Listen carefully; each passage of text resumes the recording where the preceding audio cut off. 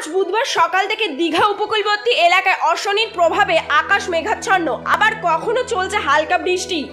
তবে গত দুদিন ধরে দীঘায় পর্যটকের সংখ্যা ব্যাপক।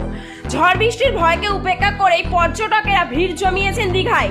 তবে প্রশাসন দুর্ঘটনা এড়াতে সক্রিয় ভূমিকা নিলেও বেশ কিছু পর্যটক প্রশাসনের চোখের আড়ালে ঝুঁকি নিয়ে সমুদ্রের কাছে ভিড় জমাচ্ছেন।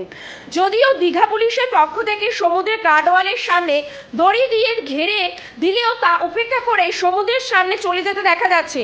তবে বুধবার সকাল থেকে সমুদ্র উত্তাল রয়েছে। কোনো পর্যটককে দীঘা পুলিশ প্রশাসন সমুদ্রে নামতে অনুমতি দেওয়া হচ্ছে না। Bureau report, AVN Bangla.